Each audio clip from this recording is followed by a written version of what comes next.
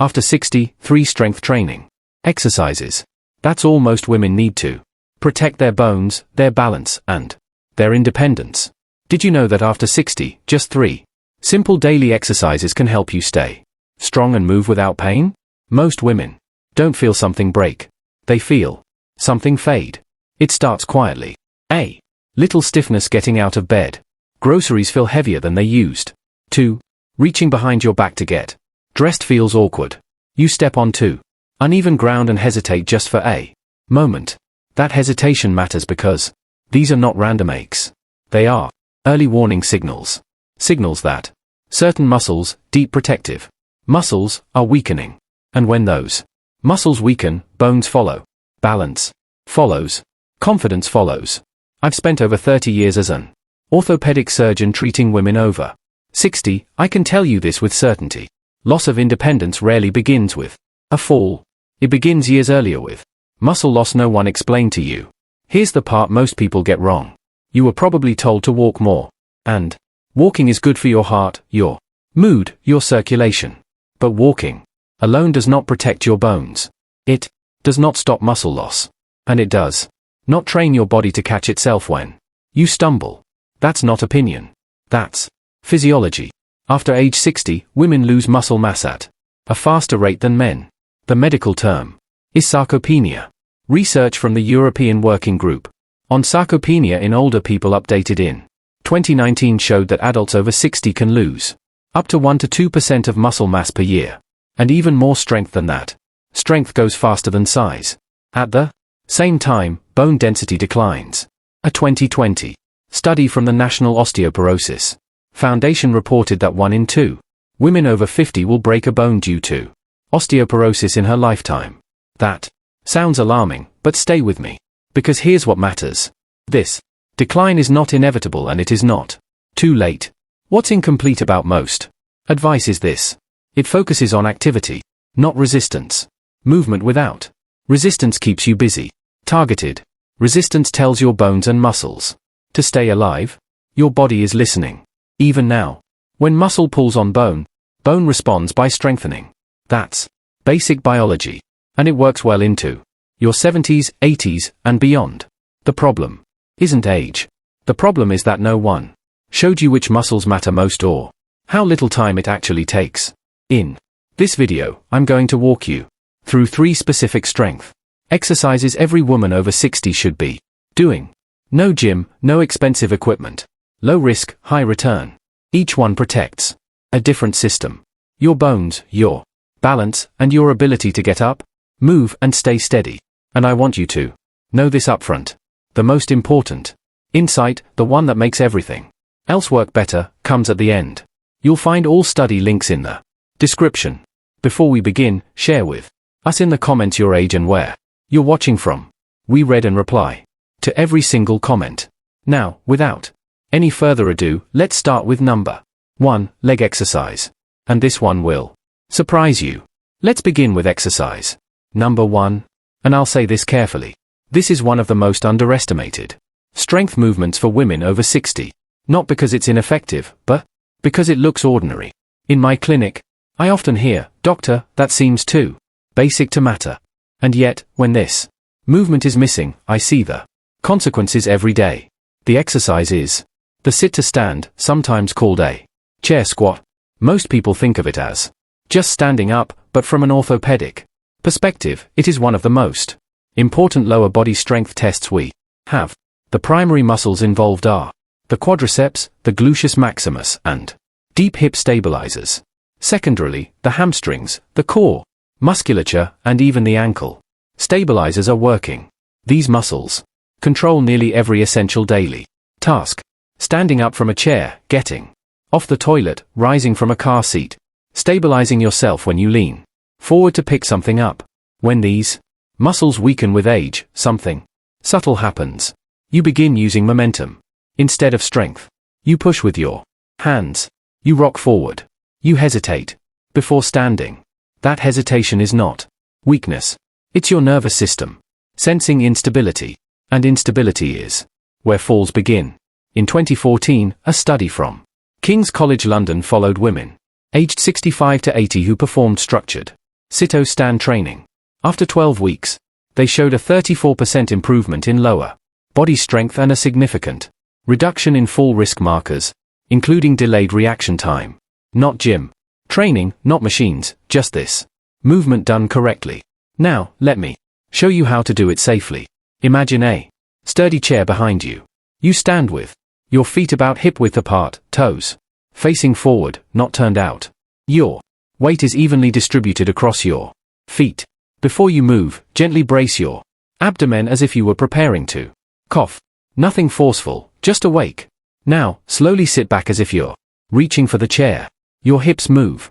First, your knees bend naturally. Your chest stays tall. Lower yourself for a count of 3 seconds. Not collapsing. Controlled. Lightly touch the chair. Don't relax into it. Then press through your heels and stand up over 2 seconds. No locking the knees at the top. Just tall, steady standing. Start with 8 repetitions. Rest. Then do 1 more set. That's enough. This can be done 3 to 4 days per week. If balance is a concern, place the chair near a wall or counter. You can lightly hover your hands nearby, not pulling, just reassuring the nervous system. Progression is simple and safe. First, increase repetitions to 10, then 12. Later, you slow the lowering phase to 4 seconds. That increased time under tension strengthens both muscle and bone.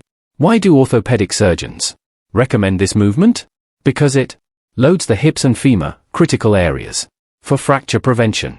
Because it trains the exact pattern required to recover from a stumble, and because it preserves dignity. Being able to stand up without assistance is one of the strongest predictors of long-term independence. I've watched patients regain confidence simply by mastering this. Again, not confidence from motivation, confidence from capability. And here's an important clarity check before we move on. If you're watching this and realizing, I use my hands every time I stand, that's not a failure. That's information. And information is where improvement begins. If you've been finding value so far, take a moment to like this video so more seniors can find it, and consider subscribing. We share clear science-based guidance like this every day, quietly, carefully, and with your independence in mind. In the next exercise, we'll address something walking never touches: the muscles that protect your pelvis and spine when balance is challenged from the side. This one is often avoided, but when done correctly, it changes how stable you feel on your feet. Now, let's move to exercise number 2. This one is quietly powerful, and it's often skipped, not because it isn't effective, but because people don't understand what it protects.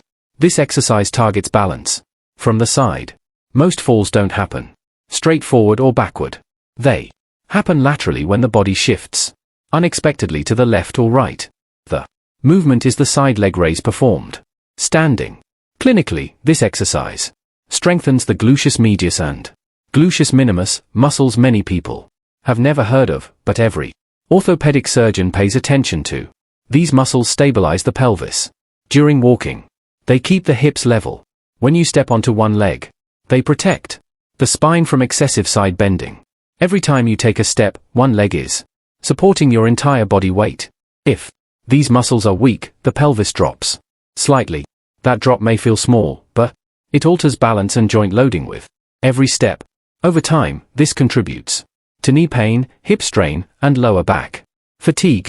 And more importantly, it reduces your ability to recover when balance is challenged. In 2016, a study from the University of Sydney examined lateral hip strengthening in women over 65. After 10 weeks, participants showed a 41% improvement in lateral stability and significantly improved single-leg balance time. That translates directly to fewer falls.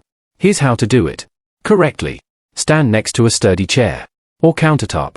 One hand rests lightly on it, not for support, but for confidence. Your standing leg is straight but relaxed. Your torso is tall. No leaning.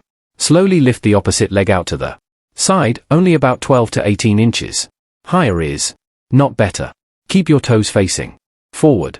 This is critical. Lift for 2 seconds. Pause briefly, then lower slowly for 3 seconds. The movement is small. The work is deep. You'll feel it. On the side of the hip, not the thigh. Start with 8 repetitions on one side, then switch. 1 to 2 sets is enough at first. This can be done 3 days per week.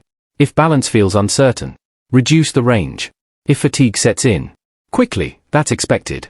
These muscles are often undertrained. Progression is gradual. First, increase repetitions to 10 or 12. Later, slow the lowering phase even more. Eventually, you may try lifting without holding on, but only when ready. Why do surgeons recommend this movement? Because it trains pelvic control, the foundation of safe walking. Because it reduces uneven loading through the hips and knees, and because it improves balance recovery when you're bumped, jostled, or step on uneven ground. Here's the emotional truth I see often. Many women stop trusting their balance before it's truly gone. They avoid uneven surfaces. They shorten their stride. They hold their breath when stepping sideways. This exercise restores trust not through encouragement, but through capability. You feel steadier because you are steadier. Now, we've strengthened the muscles that help you rise. We've stabilized the muscles that protect you from side to side imbalance, but there's one more system we haven't addressed yet. The one that tells your body where it is in space. The one that reacts faster than conscious thought. The one that often determines whether a stumble becomes a fall. The final exercise brings everything together: muscles, bones, and the nervous system. And it's the most important one of all. Now, we arrive at exercise number 3. And I want you to listen carefully here, because this is the exercise that ties everything together: bone health, balance, and the nervous system. This is the one most people avoid, not because it's dangerous, but because it reveals weakness. Honestly, the exercise is single leg standing performed in a very specific controlled way.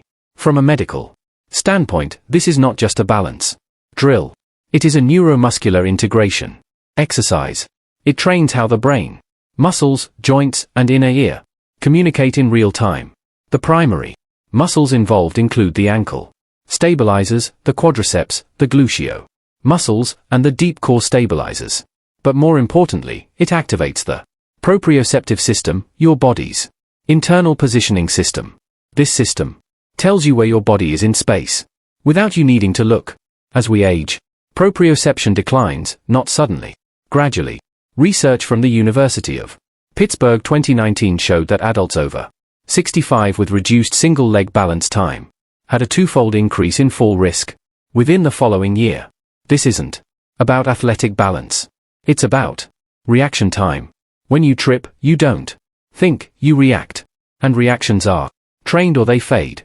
Here's how to do this safely. Stand near a sturdy surface, a counter or heavy chair. 1 hand is hovering close, not gripping. Shift your weight onto one foot. Feel the full contact of the sole with the floor. Now slowly lift the opposite foot. Just a few inches. No need to lift high. Your eyes stay forward. Your breathing stays calm. Hold for 10 seconds. That's it. Then gently place the foot down. Switch sides. Start with 3 repetitions per side. If 10 seconds feels difficult, begin with 5. That's acceptable. That's appropriate. As this becomes easier, progress carefully. First, increase to 15 seconds, then 20.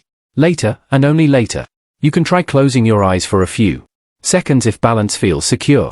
Why do orthopedic surgeons value this movement so highly? Because it predicts fall risk better than many imaging tests. Because it restores confidence from the inside out, and because it teaches the body how to correct itself when something unexpected happens. Here's the quiet truth. Falls are rarely caused by weakness alone. They're caused by delayed communication. This exercise sharpens that communication. Now, let's take a moment to bring everything together. The first exercise strengthened the muscles that allow you to stand up, preserving independence. The second stabilized your pelvis and spine, protecting balance during walking. The third retrained your nervous system, so balance corrections happen automatically. Together, these movements support mobility, confidence, and fall prevention. And they do it without a gym, without equipment, without risk. Just minutes, a few days per week. Gradual progression. That's enough. At this stage of life, it's not about adding years. It's about adding movement to every year you have. Targeted resistance matters. Not intensity, not exhaustion, consistency. Before we close, I'd like to hear from you. Which of these 3 exercises feels most important for you to start with? Let us know in the comments. We read every one. And if you'd like more calm, science-based guidance focused on preserving independence and quality of life, consider subscribing. No pressure. Just support when you need it. Your body is still capable of adapting. It just needs the right message.